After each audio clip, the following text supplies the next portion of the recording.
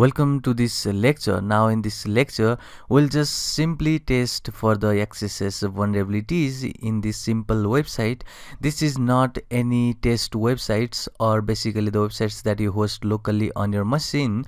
It is just a website. You can simply go to this website, that is testphp.vlnweb. So it is simple website where we can just see our XSS attack skill in this lecture. So first of all, simply open this website and you will just get this simple page. So I have already said you in the previous couple of lectures that whenever you simply see the field that you can inject some basically anything that can be post, or basically that can be the field that you just inject some of the letters, so that is most vulnerable. So in this case, you can see simply in the left hand side you have the search art and the field where you can just put some of the letters or some of the alphabetical letters. So when I just say pop here and let me just press go, then simply see for where the pop or where that injected code is reflected. So in my case it is reflected over here in this pop. So that means whenever you write over here, so it can be anything, it can be hey, and if I just press go, then it will be just reflected after this source for. That means whatever you write in this field has been reflected in the page. That means this field is vulnerable. So when I just make simple payload now, so let me just quickly open my Sublime Text, and here I'll just make simple script. So I'll just open the script tag as usual, and now all I want to do is I want to just put the script tag and I want to give the alert message. So I'll just say that is you have been hacked or something like this, and now this is our script. So all you need to do is Control A, copy this script, which is your simple script, go back to this website. So this field has reflected something in the web page. That means we can just inject some code which is JavaScript code over here and it will be executed on the web page. So when I just press go, then it will just show you as something that you have been hacked, which was the message that you just put inside this alert box. So that means this page has the XSS vulnerability. This field, particularly this field, has the XSS vulnerabilities. So next thing what you can see in this URL box is this parameter over here. So we have already discussed about the parameter, that whenever you search something on the Google, maybe if I just say something like, let me quickly say Ronaldo or something like this, then you could see that we have a query right over here which is saying that you have a two parameter. One is the client, which is saying that you are using the Firefox, and then another parameter here is Q, which is a query, and you have just searched for the Ronaldo over here.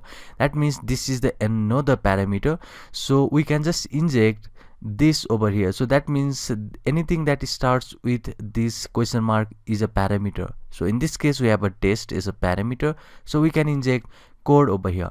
So let me put the same code that we just copied from here. So I'll just copy this and again go back and just paste it down here and see if this executes or not. So this has not been executed because we didn't get any message that is saying you have been hacked. That means this test field or the test parameter is not vulnerable because it has not reflected our code. So you can simply see anything that reflects to the web page has the XSS vulnerabilities. So let's check for another field or a parameter over here. So I'll just go to the categories. You can simply check for any field. I'll just go to this comment on this picture. So now I'll just say comment something like hey, but I won't give any name. So if I just press submit, then hey has not been reflected anywhere. So you see here, thank you for your comment is the predefined messages that you just get from this page, but the hey has not been reflected, which was your comment. So let's go back and again see that this comment has not been reflected. That means this comment field is not XSS vulnerable. So we'll just go to another field because we have the name field too. So I'll just say Udemy is name. So let me press submit, then you could see Udemy has been reflected in the page. That means this field, which was this field name field, has the XSS vulnerabilities. That means we can inject now our own payload, which is a simple payload over here in this field. So let's get back to this comment, and when I just paste the same code in the name, then you would see this would be just executed on the browser, and you will just get the message you have been hacked. That means this field or this comment or basically this name field is XSS vulnerable. So this is the way you can check for the XSS vulnerabilities on the web pages, and it is a simple way to do. And you can also see that we have something like you sign up page. So if you go to the sign up and see what this does, so if I just say test and again test, and if I just log in, then you could see that we have the name and the credentials. So you can just update this and see if this reflects or not. So if I just remove this John Smith and say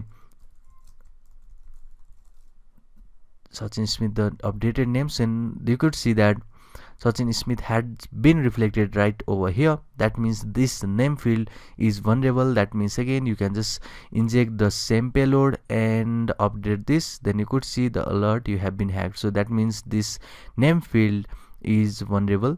You can see for the credit card and see if this is vulnerable or not, and you can simply go to the sign up and you can check around this. You can go to the guest book, you can see for the your card and simply go to the guest book and put some messages. You can see hey and add messages. So hey has been reflected right over here. So that means you can just inject this code and see if this works or not. So you have been hacked is reflected. That means this field has also vulnerable. So you could wonder now that what is the important of just doing this some types of work, because this is the simple payload, so it is not harming anything or it is not doing anything.